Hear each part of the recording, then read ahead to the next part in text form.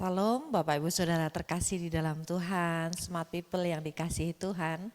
Jumpa kembali kita bersama-sama saat hari ini dapat boleh bersama-sama belajar tentang kebenaran firman Tuhan. Tetapi sebelumnya mari kita berdoa. Mari kita satu hati dalam doa. Pujian dan syukur kami naikkan kepadamu Tuhan, kami percaya bahwa saat ini kami dapat boleh bersama-sama belajar tentang setiap kebenaran firman-Mu. Biarlah firman-Mu memberikan kekuatan, sukacita dan semangat yang baru, menjangkau di kedalaman hati kami yang paling dalam sekalipun, sehingga kami dapat boleh dikuatkan, kami diteguhkan untuk mengasihi Tuhan lebih dari apa yang kami bisa lakukan. Kami bersyukur, kami bersama-sama siap mendengarkan firman-Mu. Kami mempersilahkan kuasa Roh Kudus bekerja dalam setiap pribadi lepas pribadi, hamba-Mu yang menyampaikannya, baik itu pemirsa yang mendengarkannya. Bapa, kami menyerahkan hamba-Mu yang terbatas ini, kami persilahkan Roh Kudus untuk menolong, memberikan hikmat, untuk kami dapat boleh terus merenungkan kebenaran firman-Mu. Kami sambut kebenaran firman Tuhan saat ini di dalam nama Tuhan Yesus Kristus. Amin. Ya, baik saudaraku yang dikasihi Tuhan, saat ini saya akan berbicara tentang takut akan Tuhan. Ya, kalau kita berbicara tentang takut akan Tuhan, tentunya berbeda dengan kita takut ngeri atau sesuatu hal yang membuat kita mengalami paranoid atau bagaimana. Tetapi berbicara tentang takut akan Tuhan adalah berhubungan dengan kualitas kehidupan seseorang, ya. Bagaimana menunjukkan rasa hormat, rasa menghargai, mengagumi dan mengagungkan Allah kita, Yesus Kristus, Raja di atas segala raja, yang ditandai dengan pengenalan kita akan Tuhan dengan sungguh-sungguh lewat keintiman, lewat ketaatan, lewat kesetiaan kita, lewat kehidupan kita yang terus mengasihi Tuhan tanpa batas. Saudaraku, pengenalan akan Tuhan memberikan kesanggupan buat setiap hidup kita untuk memberi suatu kesempurnaan apa yang kita tidak capai dengan usaha kita sendiri tentunya.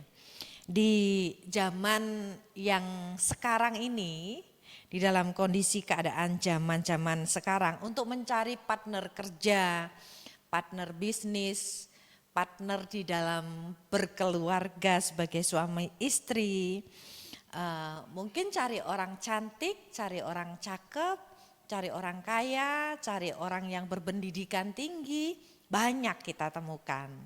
Tetapi kalau kita mencari orang yang takut akan Tuhan, tentunya dibutuhkan suatu kesungguhan dan langka di zaman sekarang. Tetapi saya berharap bagi kita yang menjadi anak-anak Tuhan, bahwa kehidupan takut akan Tuhan itu adalah suatu patokan yang mutlak yang harus kita miliki gitu ya.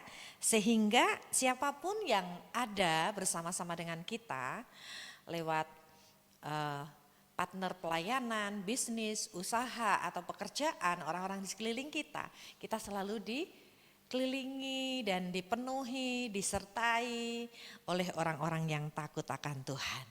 Baiklah saudara, kita akan bersama-sama membaca Alkitab di dalam Amsal 1 ayat yang ke-7. Mari kita baca bersama-sama.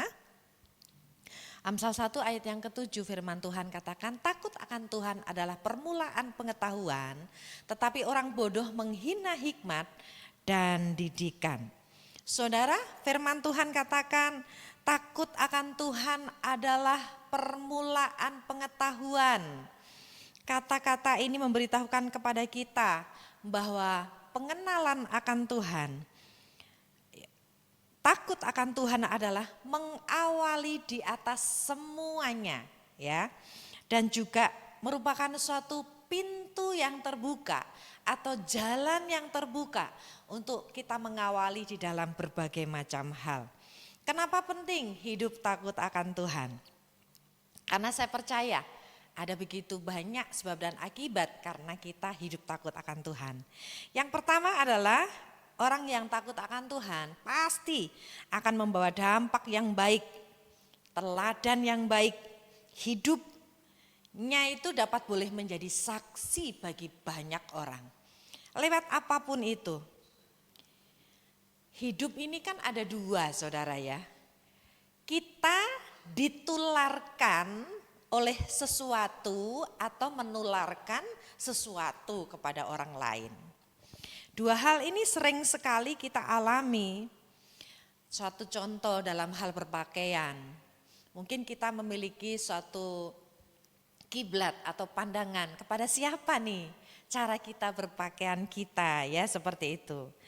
Sikap kita, kata-kata kita, cara ibadah kita kadang-kadang mempengaruhi orang, memberikan suatu inspirasi. Bagaimana kita taat dan setia kepada Tuhan, taat setia terhadap hidup dan pelayanan, ketekunan kita, ya, kesabaran kita, kerendahan hati kita. Saya percaya akan memberikan suatu dampak yang besar bagi orang-orang di sekeliling kita. Dampak yang pertama ketika kita takut akan Tuhan, banyak. Apa itu? Salah satunya ya pasti kita mendapatkan suatu pujian dari orang-orang sekeliling kita.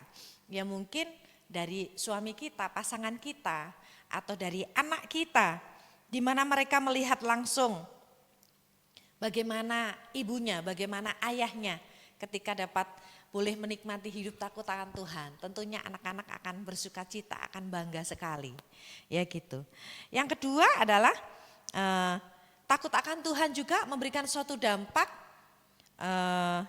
kebahagiaan. Kenapa Bapak Saudara? Sebab orang yang takut akan Tuhan akan memberikan suatu sumber. Ada inner yang keluar dari dalam kehidupan seseorang. Ya, karena takut akan Tuhan itu bersumber dari kehidupan kita, dari batiniah kita yang paling dalam, hubungan kita dengan Tuhan. Banyak orang sukses kan yang kita mungkin temui, entah sahabat, saudara, atau mungkin orang-orang sekeliling kita sering melihat banyak orang kaya, banyak orang sukses, tetapi juga tidak bahagia. Tetapi bedanya dengan orang yang takut akan Tuhan, kita dapat boleh bahagia apapun yang terjadi. Di tengah-tengah keterbatasan kita, di tengah-tengah ketidaksempurnaan kita sekalipun, kita dapat boleh menikmati kebahagiaan. Kenapa saudara? Pertanyaannya, karena kebahagiaan itu adalah produk daripada Roh Kudus sendiri. Produk dari setiap kebenaran firman Tuhan yang ada dalam diri kita. Sehingga dampak kebahagiaan itu pasti. Kadang-kadang kita mengalami suatu kehidupan proses yang panjang, masalah, duka cita yang besar, atau kondisi keadaan yang tidak kita sukai. Tapi kenapa ya kok masih ada bahagia aja gitu. Ada sukacita dalam diri kita. Ya karena ada Tuhan. Ada kondisi keadaan yang berbeda di dalam roh jiwa kita. Itulah spesialnya, bangganya kita menjadi anak Tuhan, menjadi orang-orang Kristen, menjadi hamba Tuhan, menjadi pelayan-pelayan Tuhan ya. Gitu. Sehingga ada duit ataupun gak ada duit, ya tidak mempengaruhi kebahagiaan kita. Ya kita tahu memang kalau duitnya banyak itu bahagianya tuh sempurna gitu ya. Kira-kira seperti itulah. Mazmur 128 ayat yang pertama firman Tuhan katakan, nyanyian syiarah, berbahagialah setiap orang yang takut akan Tuhan, yang hidup menurut jalan yang ditunjukkannya. Mazmur memberikan suatu gambaran bahwa berbahagia setiap orang yang takut akan Tuhan, yang hidup menurut jalan yang ditunjukkannya. Saya percaya kalau kita takut akan Tuhan, kebahagiaan niscaya menjadi bagian atas hidup kita ya. Gitu. Yang kedua adalah kenapa kita harus takut akan Tuhan? Karena takut akan Tuhan memberi kebahagiaan sebagai sumber. Mungkin trend center juga ya. Karena menghadirkan suasana yang berbeda. Orang-orang yang takut akan Tuhan itu dimanapun ada memberikan suasana yang berbeda. Efek yang berbeda, frekuensi yang berbeda. Sehingga orang-orang yang ada di sekeliling kita itu dapat boleh bahagia. Kalau di dalam bahasa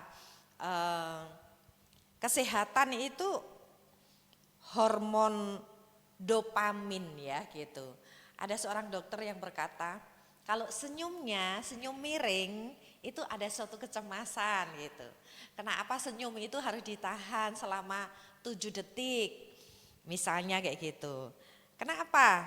Supaya hormon kebahagiaan itu terus ada. Salah satunya untuk mempertahankan hormon dopamin itu kita tertawa, terbahak-bahak. Itu salah satunya.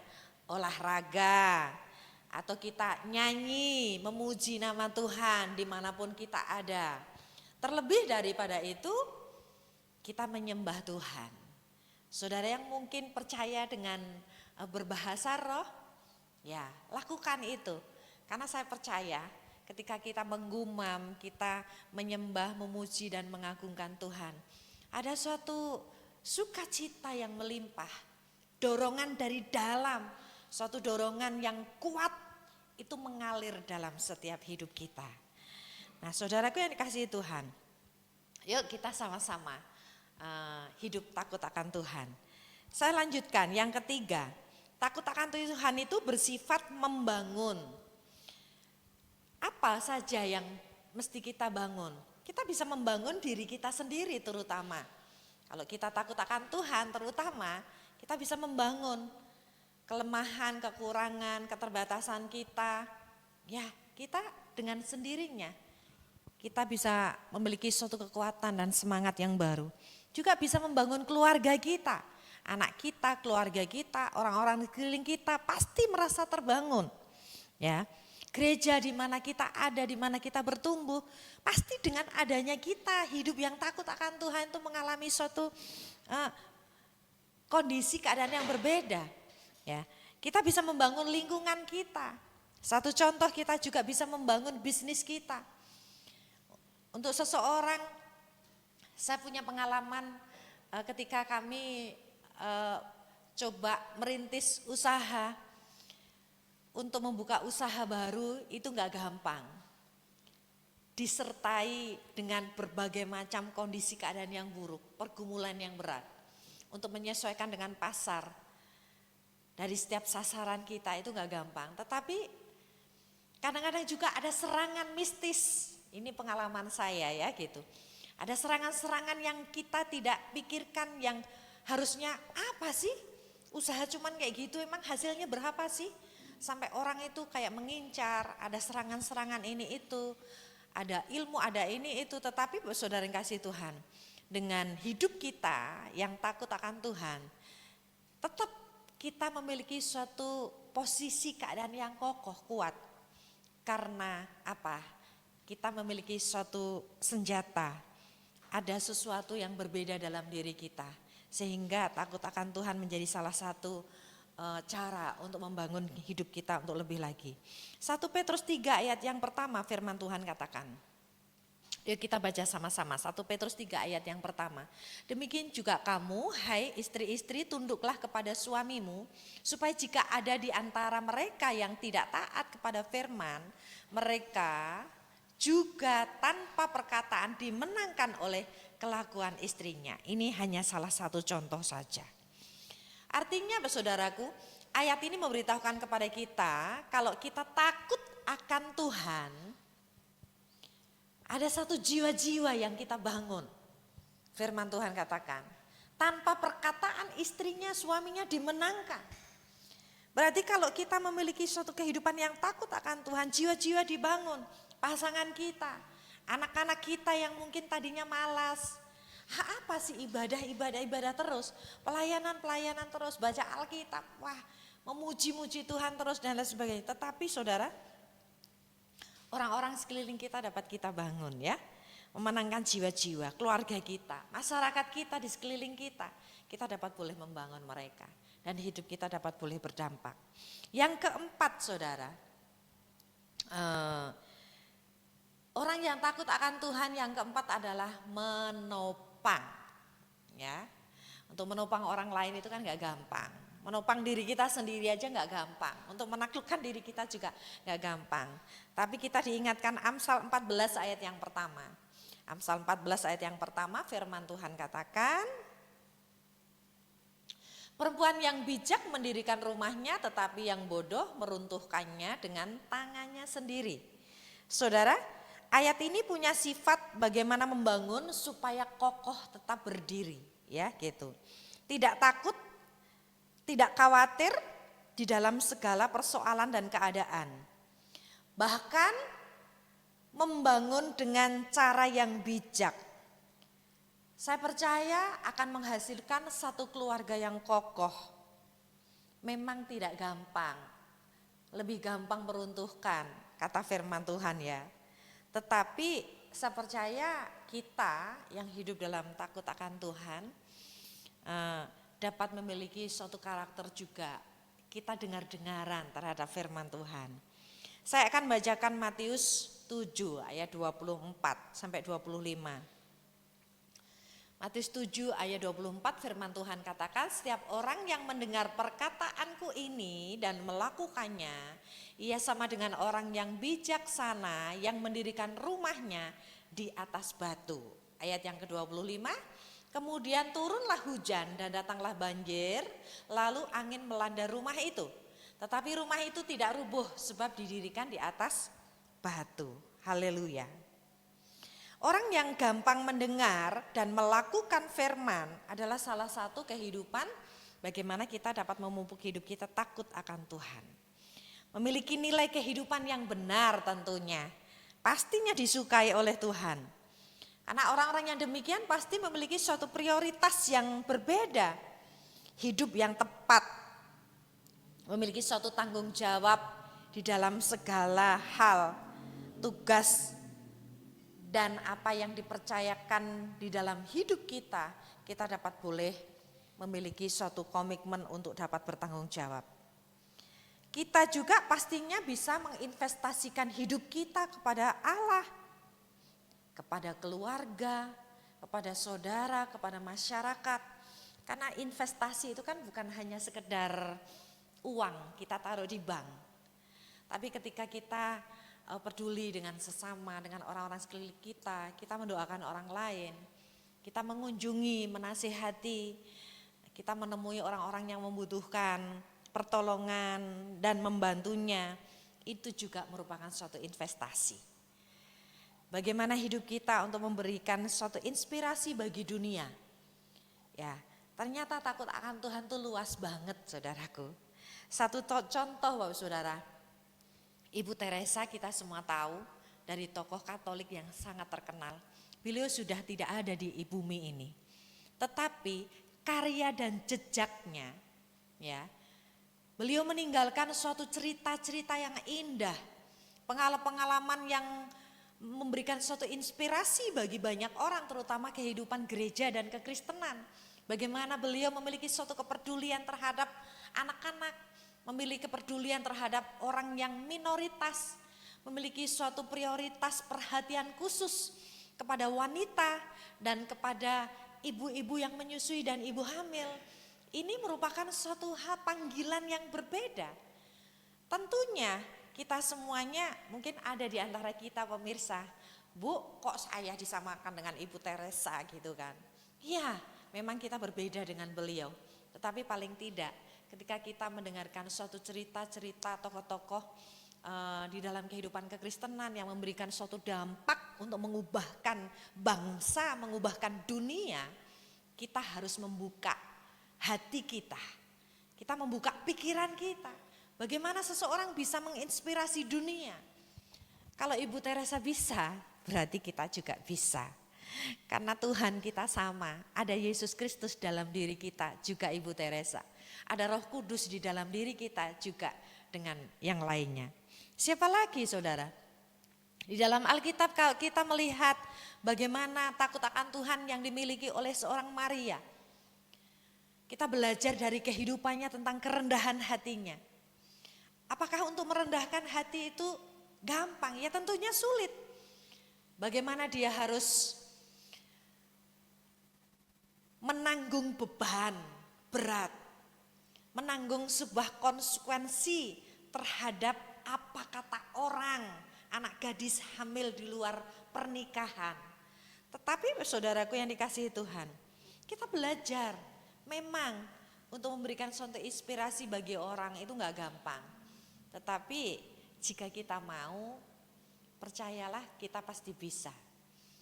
Kalau ada kata-kata gajah mati meninggalkan gadingnya, tapi kalau manusia mati meninggalkan ceritanya, ya, cerita dari kehidupan seseorang itu. Lalu siapa lagi? Kita juga belajar dari Maria tentang bagaimana dia melayani dengan segenap hatinya, dengan segenap kekuatannya.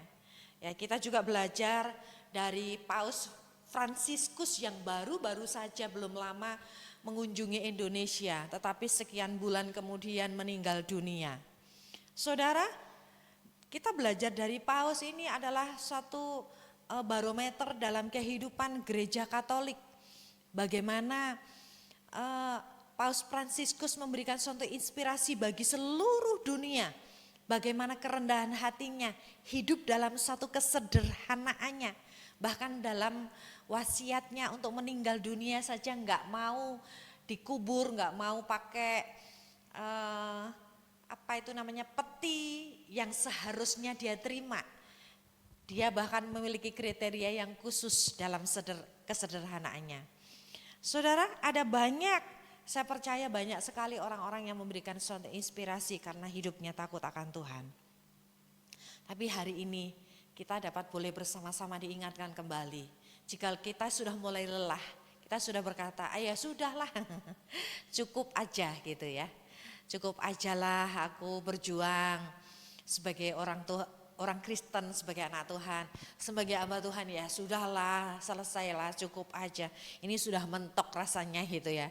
Tapi yuk kita terus meningkatkan kualitas dalam kehidupan rohani kita untuk semakin memberikan suatu gambaran bagi banyak orang. Ciri-ciri takut akan Tuhan itu apa? Yang pertama adalah kita memiliki pengenalan yang benar akan Tuhan. Saudara, untuk memiliki suatu perjumpaan pribadi dengan Tuhan, untuk mengenal Tuhan secara pribadi, ya tentunya enggak gampang. Saya percaya masing-masing di antara kita memiliki suatu pengalaman yang berbeda-beda. Mungkin ada yang lewat penderitaan, mungkin juga ada yang melalui mujizat, menghantarkan kita untuk mengenal cara kerjanya Tuhan dalam setiap hidup kita. Mungkin ada orang-orang tertentu yang lewat mimpi atau melewat berbagai macam hal. Tapi kalau kita melihat di dalam Yohanes pasal 4, seorang wanita Samaria yang seharusnya tidak boleh ya hidup bergaul karib dengan orang-orang Yahudi. Tetapi ketika ada orang yang terluka, membutuhkan suatu pertolongan, wanita ini mengambil bagian. Apa yang orang lain tidak kerjakan, dia kerjakannya. Kenapa wanita Samaria ini menjadi suatu barometer dalam penginjilan di dalam Alkitab? Sampai saat ini menjadi salah satu teladan bagaimana dicatat di dalam Alkitab kita, di dalam kitab kehidupan orang-orang Kristen, bahwa menjadi berkat dan memberitakan Injil kebenaran itu merupakan suatu keharusan. Siapa lagi saudara? Seorang yang bernama Saulus diubahkan menjadi seorang yang bernama Paulus. Seorang pembenci, seorang pembunuh. Tetapi justru di dalam suatu kebutaannya untuk membuat suatu onar kebencian terhadap kehidupan kekristenan. Di situ dia berjumpa dengan Tuhan. Memiliki suatu pengenalan pribadi dengan Tuhan. Bukankah ini suatu peristiwa yang tidak biasa? Saya percaya mungkin kita hamba-hamba Tuhan atau orang-orang yang kita layani di sekeliling kita banyak yang mengalami perjumpaan dengan Tuhan dengan berbagai macam cerita. Tetapi satu hal, tujuannya supaya kita tahu bahwa Dia Bapa yang peduli, bahwa pengenalan kita akan Tuhan tidak bisa digantikan dengan apapun, dengan harta, dengan kekayaan. Saudara, betapa berharganya. Karena pengalaman dengan Tuhan itu tidak biasa ya. Tidak seperti kita punya pengalaman dengan seseorang gitu ya. Kalau dengan seseorang aja kita punya cerita yang indah. Apalagi ini dengan Tuhan. Dengan pencipta langit dan bumi gitu ya. Satu contoh lagi, Musa di dalam Alkitab berkata, dia orang yang masih muda, berat lidah. Ketika dipanggil oleh Allah, aku ini gak bisa berbicara. Apa yang ibaratnya itu dalam bahasa saya, apa yang Bapak andalkan, apa yang bisa saya lakukan untuk bangsa Israel gitu. Tetapi saudaraku yang kasih Tuhan, lewat api yang menyala di semak belukar, dia di situ memiliki suatu keyakinan bahwa Allah ada. Jika Allah memanggil, jika Allah memilih, jika Allah memberikan destiny dalam kehidupan seseorang, dia baru tahu. Disitulah letaknya Tuhan menyertai Musa sampai akhir hidupnya, untuk dia dapat boleh menunaikan tugas tanggung jawab panggilannya. Apakah Musa sukses menurut bangsa Israel? Ya enggak. Menurut ukurannya bangsa Israel, Musa mengalami begitu banyak kegagalan. Dia tidak sampai kepada tanah perjanjian. Tetapi apa yang dikerjakan oleh Musa juga merupakan suatu usaha yang tidak gampang dikerjakan oleh seseorang.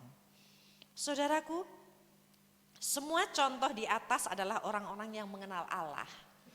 Ya, saya percaya secara pribadi, karena pengenalan akan Tuhan sebagai jembatan untuk hidup dalam ketaatan, untuk kita terus mengingat dan mengukir sejarah dalam setiap hidup kita bersama-sama dengan Allah.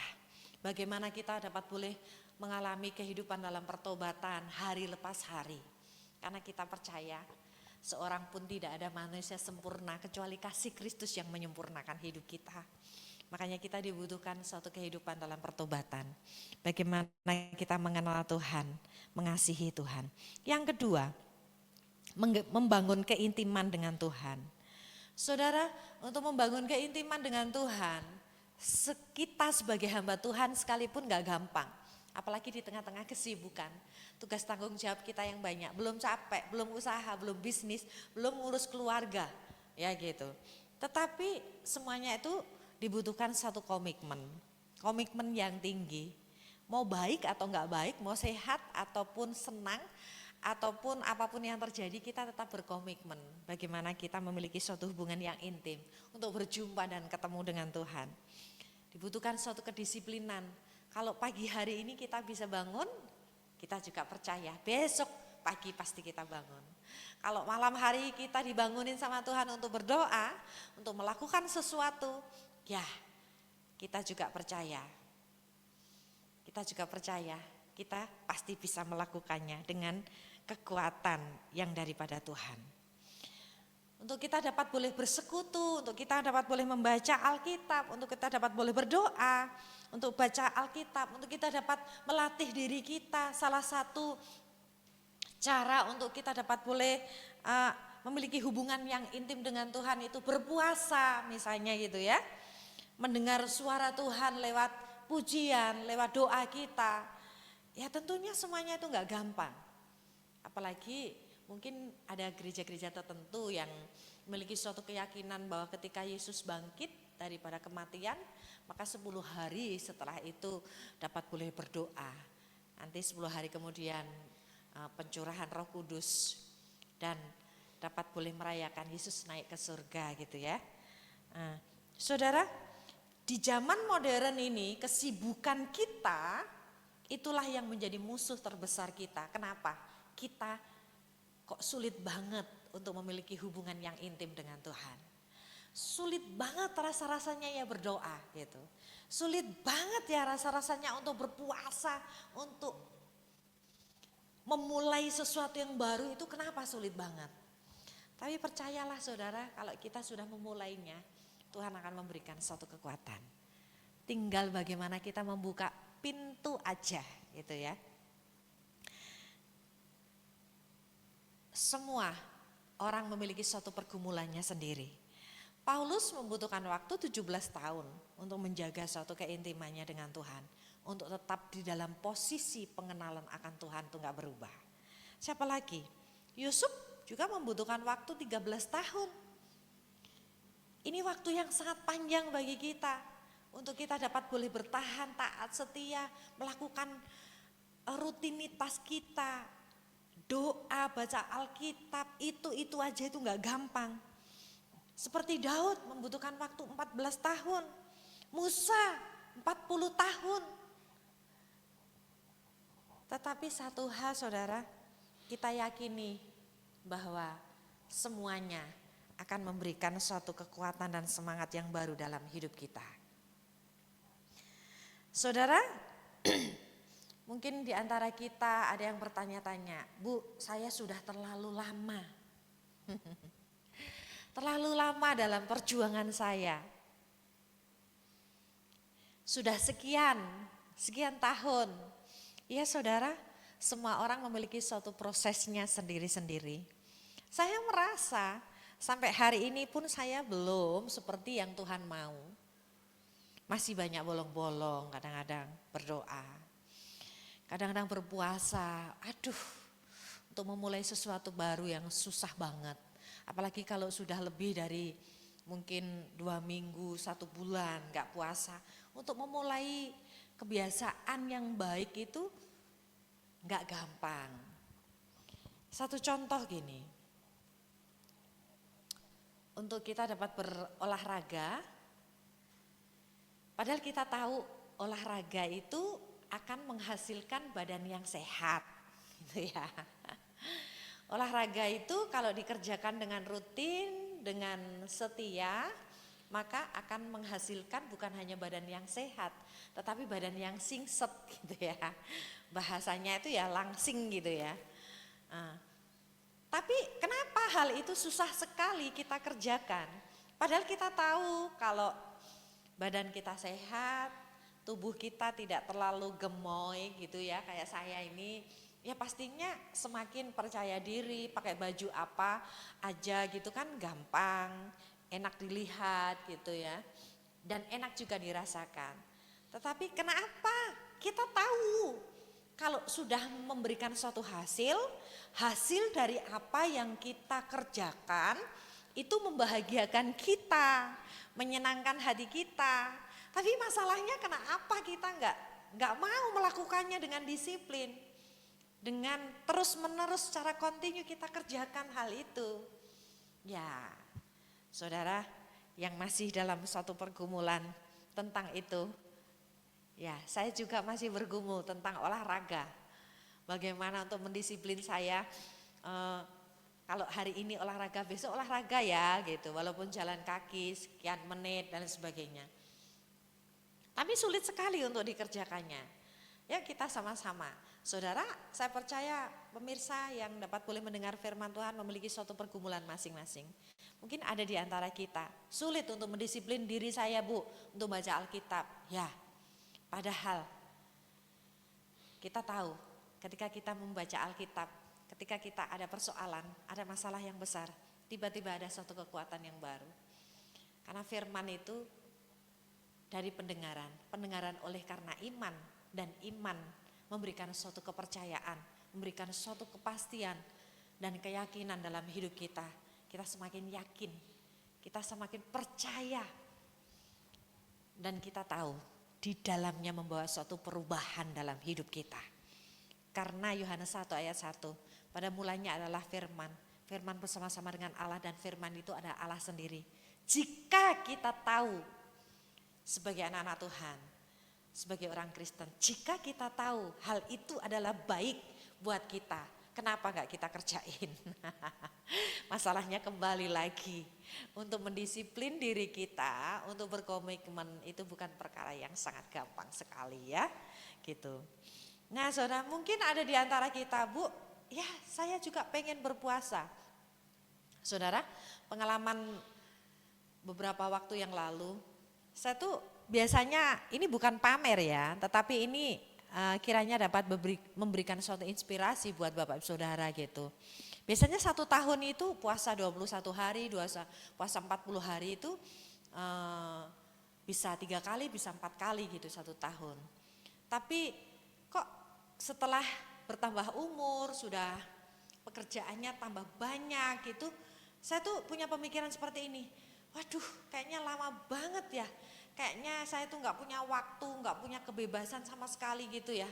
Kok hidup saya itu selalu diikat dengan hal-hal yang seperti itu aja terus. Saya mengambil suatu keputusan.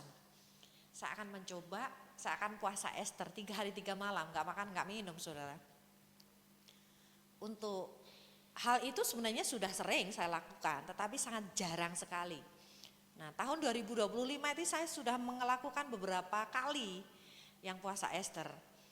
Untuk pertama kalinya, waduh, untuk malam kedua itu nggak gampang. Apalagi untuk menyelesaikan malam yang ketiga menuju selesai besok siang, sore, itu nggak gampang, lebih sulit lagi. Tetapi saudara yang kasih Tuhan, hasil setelah apa yang kita lakukan, kita bayar harga, laparlah nggak bisa tidur malam. Saudara kan bisa tahu kalau kita sudah nggak makan 1 hari 2 hari, itu biasanya sulit sekali untuk tidur ya gitu. Nah masalahnya cuma itu aja lah, kalau kita nggak bisa tidur siang malam apa yang kita kerjain? Ya kita saat puasa apa? Ya harus kita berdoa, harus kita baca Alkitab. Mosok semalam-malaman mau berdoa? Ya lakukan sesuai dengan kemampuan kita. Memang nggak gampang saudara, tetapi satu hal yang terakhir, melakukan perintah Tuhan. Itu tanda-tandanya. Orang yang takut akan Tuhan itu pasti dia melakukan perintah Tuhan. Maka apa yang ada dalam diri kita yang kita kerjakan di dalam komitmen, di dalam disiplin akan memberikan suatu hasil yang maksimal. Memang saat kita doa puasa itu bukan doa kita langsung cospleng, langsung dijawab semuanya, bukan itu. Tetapi yang pertama yang saya alami adalah bagaimana mengubahkan pikiran dan hati kita, mindset hidup kita. Bagaimana kita diajari untuk sabar, bagaimana kita untuk tidak memaksakan diri. Segala sesuatu bukan kehendak kita, tetapi kembali lagi kehendak-Mu lah yang terjadi atas hidupku Tuhan. Kira-kira demikian saudara. Saudara, untuk melakukan perintah Tuhan dibutuhkan ketaatan. Ketaatan adalah kunci daripada hidup orang yang takut akan Tuhan. Taat dalam hal apa? Taat banyak hal. Taat kepada Tuhan, taat kepada pemimpin kita, taat kepada atasan kita, taat kepada otoritas kita, karena mereka semuanya adalah bagian daripada wakil-wakilnya Tuhan untuk membawa kehidupan dalam keberhasilan iman kita maupun hidup kita. Orang yang takut akan Tuhan terlihat jelas bagaimana cara seseorang itu menghadapi sebuah persoalan. Ini berbicara tentang respon. Kalau kita punya masalah, respon kita mau demonstrasi dengan Tuhan, dengan pahit hati, cari kambing hitam, atau mungkin cari menyalahkan Tuhan atau bagaimana. Nah, rupa-rupanya orang yang takut akan Tuhan membawa suatu pengaruh bagaimana meresponi setiap persoalan yang terjadi dalam hidup kita. Orang yang takut akan Tuhan juga membawa suatu dampak kedewasaan dalam sikap kita, tutur kata kita, perbuatan kita, lewat apa yang kita hasilkan dalam hidup kita. Pastinya itu hasil dari kehidupan yang takut akan Tuhan. Hasilnya apa? Melakukan perintah Tuhan, ketika kita taat, kita setia, ya ada berkat. Berkat itu bukan tentang soal uang, kita semua pasti tahu itu. Tetapi berkat itu ada ketenangan, ada damai sejahtera, ada sukacita, ada berkat-berkat lain yang mengalir. Bahkan kadang-kadang apa yang kita tidak doakan sekalipun itu yang Tuhan kerjakan dalam hidup kita. Dan juga menghasilkan apa? Mujizat tentunya. Dengan ketaatan, pernah Bapak Saudara saya mengalami, saya mau bersaksi dulu ya. Beberapa tahun yang lalu, mungkin 8 tahun atau 7 tahun yang lalu, saya tuh putus asa. Sebagai seorang hamba Tuhan, sebagai seorang gembala, saya tuh putus asa. Pelayanan kok gitu-gitu aja. Sudah naik, turun lagi, mentok-mentok aja. Ya, seolah-olah itu tidak ada perubahan yang baik, tidak ada tanda-tanda masa depan yang penuh dengan pengharapan, kira-kira begitu. Saya bilang sama Tuhan, Tuhan sebenarnya Tuhan tuh panggil saya enggak sih? Sebenarnya Tuhan pilih enggak sih? Sebenarnya Tuhan tuh tetapkan saya enggak sih sebenarnya? Kayak gitu ya. Tapi saya minta sama Tuhan, Tuhan saya mau tetap taat, saya mau tetap setia. Tolong sertai hidup saya, pelayanan saya dengan tanda-tanda mujizat. Jika Tuhan pakai aku ini. Bahasanya gitu kira-kira ya. Dan saudara, dari situ Tuhan teguhkan. Dari 1-2 hal saat kita mengadakan KKR, oh kok tiba-tiba ada orang yang kena kanker payudara, tiba-tiba sembuh, terus akhirnya berkomitmen, taat, akhirnya setia, akhirnya minta dilayani secara terus menerus, dan sekarang menjadi jemaat kita di cabang, salah satu cabang. Nah, tiba-tiba waktu kita mendoakan orang, loh kok orang yang sudah minum obat, punya 7 penyakit komplikasi, 1 hari itu bisa minum obat 25 macam obat. Kita layani, kita doakan. Tiba-tiba periksa dokter, dokternya menyatakan tiroid ibu sembuh, hipertensi sudah normal, dan tidak perlu minum obat 25 biji 1 hari, tetapi dikurangi setiap bulan, kontrol dikurangi, dan akhirnya sekarang terlepas, hanya tinggal 1 minum obat, yaitu minum obat hipertensi. Saudaraku yang kasih Tuhan, di situ saya semakin diteguhkan. Oh iya ya, Tuhan itu ternyata itu menyertai orang-orang yang takut akan Tuhan itu dengan penyertaannya yang sempurna. Enggak recehan, tetapi segala kemustahilan dalam hidup kita yang kita tidak pernah pikirkan pun itu Tuhan kerjakan. Tuhan terlibat langsung secara jelas dalam setiap hidup kita melalui cara-caranya yang ajaib itu. Ada jalan keluar saat kita menghadapi suatu persoalan, pertolongan dan jaminan terhadap hidup hari ini maupun masa depan kita ada di tangan Tuhan. Iya Bapak Saudara, saya sering mengalami hal itu. Saudara, saya sebagai seorang hamba Tuhan gak punya gaji tetap, tetapi semua yang menjadi kebutuhan yang dipikirkannya, bahkan tentang masa depan, Tuhan memberikan suatu jaminan. Apa itu? Dipeliharanya, diberikan perbendaharaan sama Tuhan lewat siapa saja. Kita tahu-tahu dikenalkan dengan orang yang punya hati besar terhadap pelayanan. Ada orang-orang yang kita temui tiba-tiba mensupport bagaimana kita dapat boleh memberitakan Injil di desa-desa, di pedalaman-pedalaman, sehingga kita mengadakan KKR dan lain sebagainya. Saudara, saya percaya itu hasil dari kehidupan yang takut akan Tuhan. Itu membawa suatu jaminan yang besar. Karena Tuhan kita, Tuhan yang dahsyat, Tuhan yang luar biasa. Ketaatan adalah kunci dalam setiap keberhasilan kita. Yuk, di dalam posisi keadaan kita yang sekarang ini, tetap taat, tetap setia. Karena saya percaya, lebih baik di dalam ketidaksempurnaan, kita tetap melakukan sesuatu yang bisa kita kerjakan. Satu contoh, jangan melayani nunggu sempurna. Justru di dalam keterbatasan kita, layanilah Dia Raja di atas segala raja. Karena di dalam ketidaksempurnaanmu, Tuhan akan menyempurnakan kasih-Nya.